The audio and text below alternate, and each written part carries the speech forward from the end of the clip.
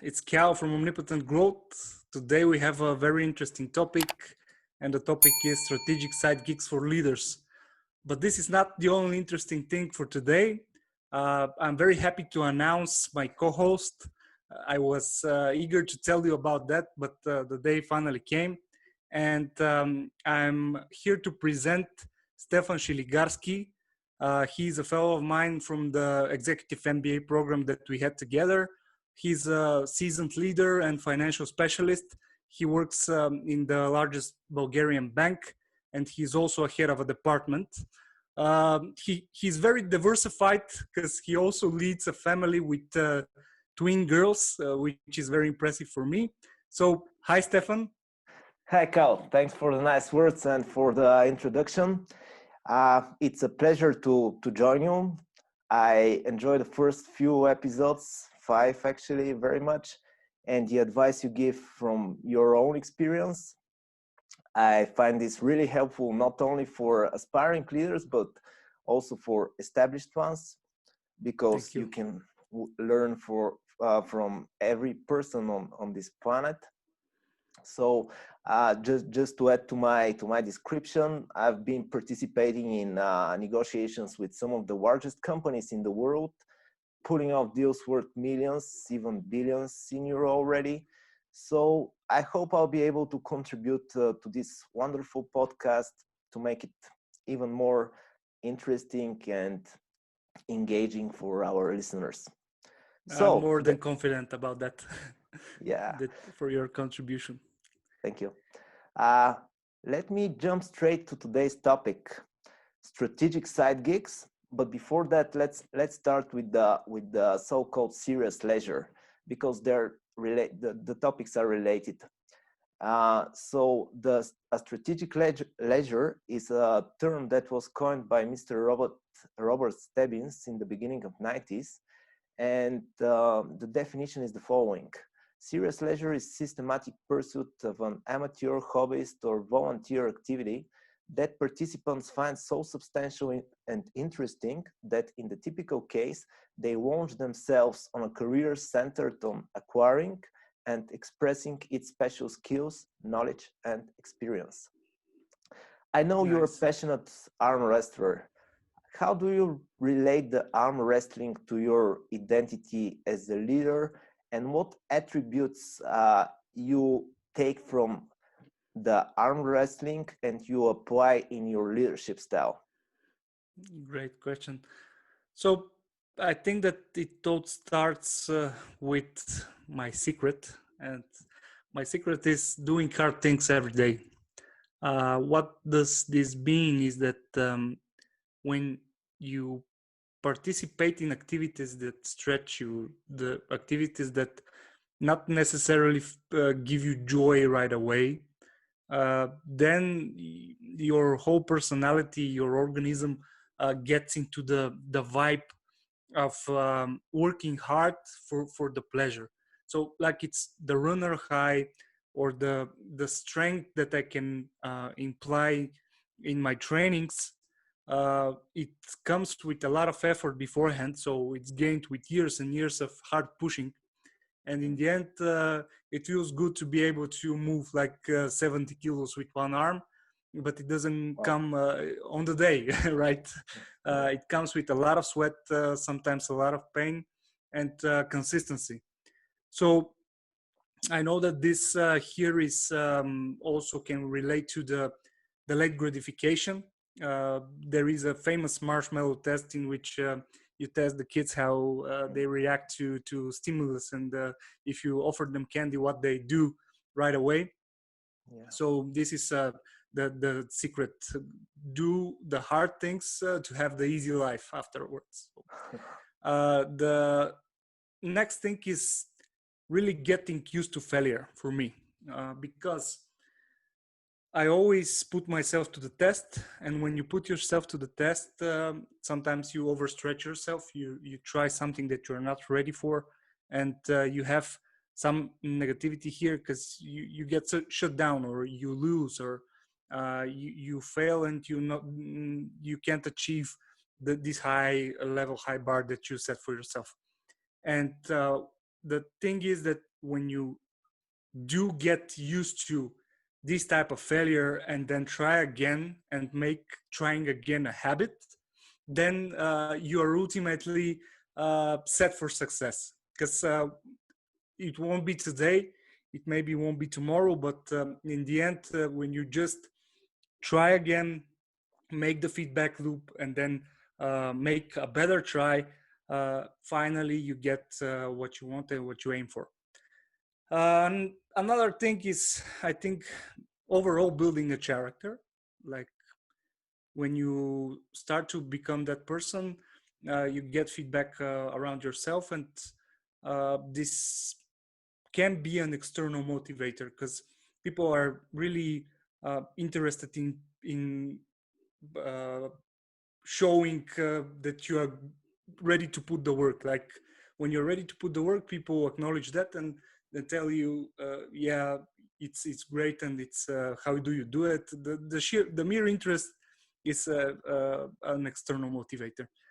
And I think that learning the value of the process mm, gets you to the end goal. So I know that everything that I try to shift, everything that I try to make better, in the end, uh, sparks my interest. So I try something new, then I see some sort of a result, some sort of a feedback.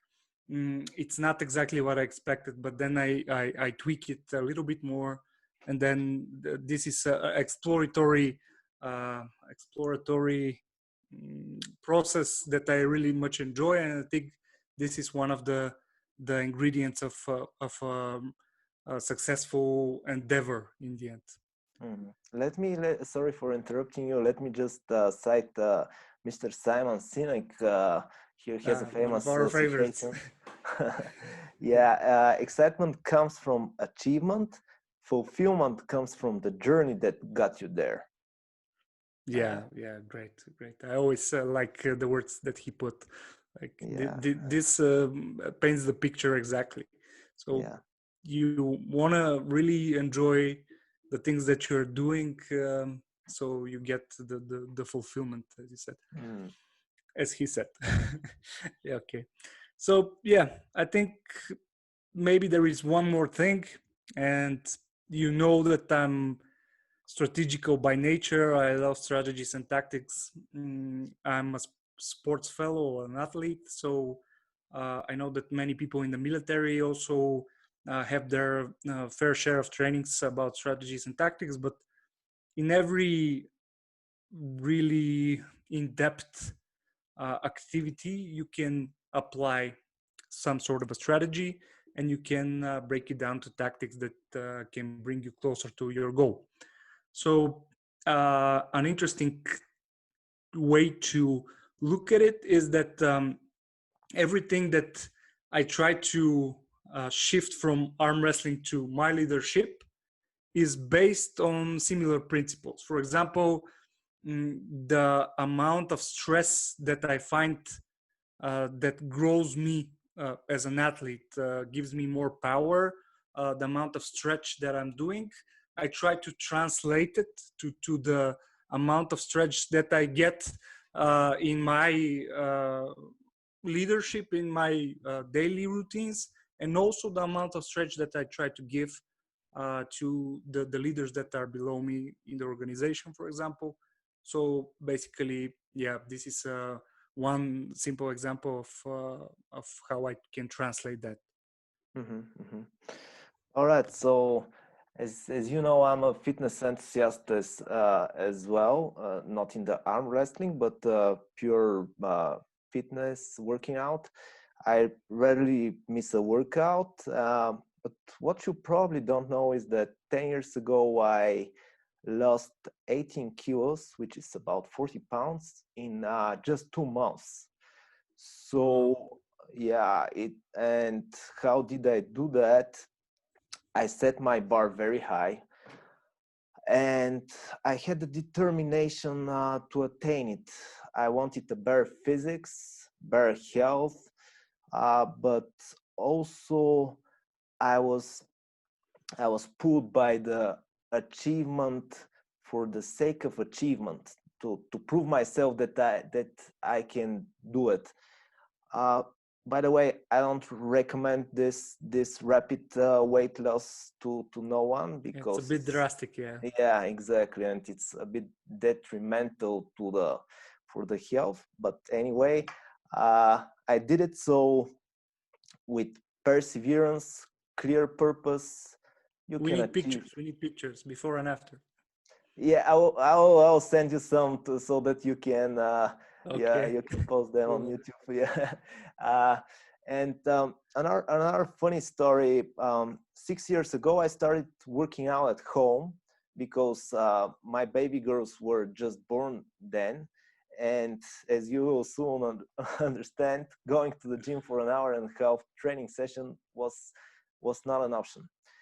So one of the first exercises that I tried was a handstand push-up against the wall. This is you lean against the wall with your head down and your legs up, and you try to make a push-up. I've So seen you back do it. then, Yeah. Yeah. yeah. Great. So back then I was fit. I had the confidence because I was going to the gym, so I had the confidence that I'll be able to do it. But guess what? I've been falling so many times until I succeeded to make even a single rep. Gradually, I built my strength, started doing series of 10, 12 reps. And this is for me a stark reminder of the experience when I start something new. Like for example, Mm. this podcast. I I'm here. My voice is almost trembling. Uh, I'm constrained. I feel a bit anxious. But at the end of the day, I do this to broaden my horizon, my experience, and I think this would be very useful for me in my professional life as well. Which brings us to the next question, which is the subject of today's episode: the strategic side gigs. Like this podcast is for me. I saw this term in an article of Mr. Ken Banta from Vanguard Network and Mr. Orwan Boston from EY. The article was in HBR. Um, so the term strategic side gigs means a meaningful engagement in outside activities that expose you to different people, Mm. information, cultures, but are also in some ways synergistic with both your personal interests and your current or future primary work. So, as our listeners know already, we have both embarked on our EMBA journey, which was definitely a very serious side gig. Uh, Definitely. oh, yeah, so also as I already mentioned, the participation in this podcast, I view it also as a strategic side gig for me. Um, and what is your experience? You have had also a lot of such side gigs.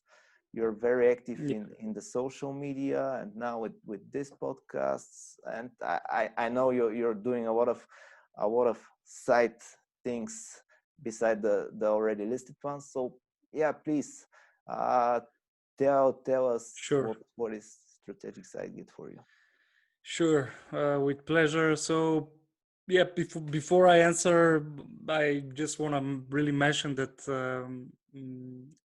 you're totally authentic. So the listeners don't know it yet, but despite the fact that you are uh, very well established professional, like you have all the credentials in the world to be confident, but you still have your way to step up and act confident until you feel like it. Like you grew a lot in the MBA program, and I'm obliged to say it, to see how growth can spur and sprout in front of your eyes. It's always remarkable.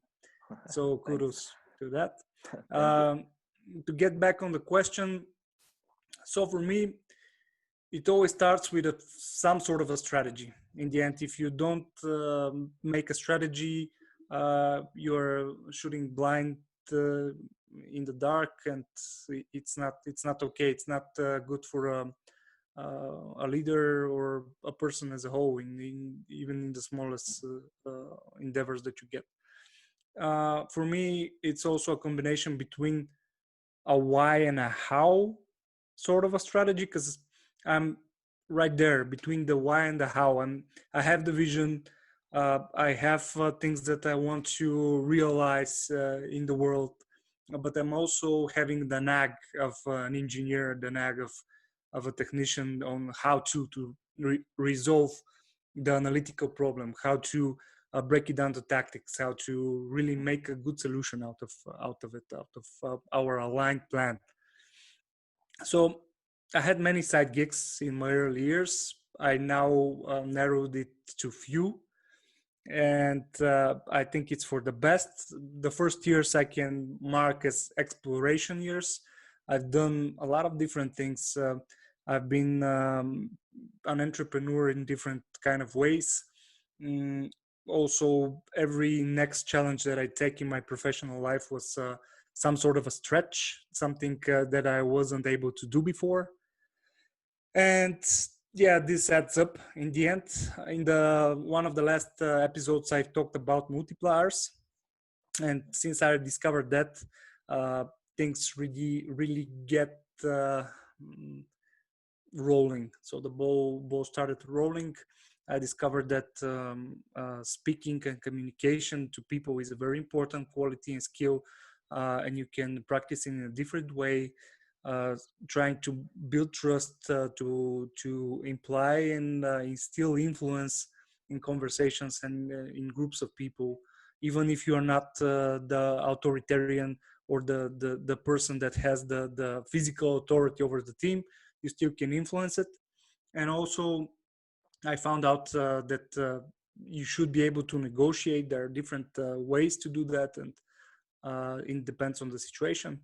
But those multipliers really drove me to the next levels of my career, speaking in front of public, in front of people. So most of you guys say, yeah, you're really confident around people and speaking in front of a full room. It wasn't like that in the past. So this is something that I've built and that I trained. I'm still shaking when I need to enter a full room of unknown people. Although, as I mentioned in the beginning, I've been meeting on a constant basis a lot of high-level CFOs, CEOs of different international companies, but I still can't overcome this anxiety before entering the meeting and so on. So, yeah. So I'll share some secrets then on this topic. Maybe in another episode. Yeah, that would be useful. Cool. Thanks. Yeah. So basically, to continue answering the question, what other experiences, what else can be discussed as a side gig, is also I always try to connect the dots. Like I always try to build up the things, the skills, the knowledge, what I've done before, how to connect it to the things that I'm doing now. And this is really helpful. And in the end comes to the real value that you can bring to the table, to the people, to the conversation. For example, I also have been in conversations with a lot of great executives. And when you start feeling useful in such conversations, then you really feel that you've grown and that you reached a certain level. And of course, you always have room for improvement. But for example, now in our last conversations that we were in the room, we had all types of executives, and we bring each other different types of viewpoints, and somehow build on our knowledge and on our experience, give more to the table and to the common value pool. And yeah, it's sort of a big thing. Yeah, I agree definitely.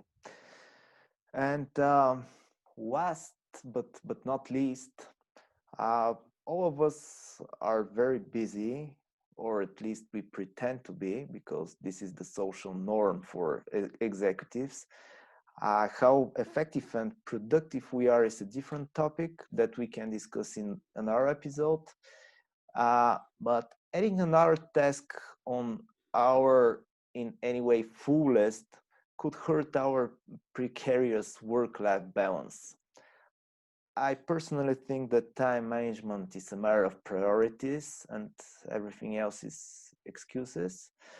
But anyway, you became a father 2 3 days, a couple of days ago, so congratulations. Thank I you. might yeah, I myself I'm a father of two girls. At the same time we are here, we record this conversation, we have prepared the script and so on. um, so if there's a will, there's a way. But tell me from your experience, how do you manage your different roles? What is your recipe? Mm. Yeah, so for sure, as you said, probably this is a whole topic for another episode. But there are many things I can say on that, and still there is one core thing that I should say mandatorily: ultimate focus. Hmm. This is the answer for me. So with ultimate focus, however you arrange your time in your day, it will never be enough if you don't have a start time, an end time, and your full willingness to participate. So if you are committed and you want to see it through and do the thing that you really set it to do, then you will have success in every thing that you get your hands on. For example, when I start the day, I start with a little bit of self-development. I meditate. I do a little bit of physical activity. I start thinking about the topics that I will encounter in the day. Even if I have time and I don't have many other tasks in the morning, I do some reading for 30 minutes just to get the juices flowing, as we might say. And I have my focus there. I don't start with email. I don't start with things that will distract me and that will bring me into loopholes of topics. I am dedicated and I've blocked my time to do those things. Then when I start my work day, I have slots for other activities.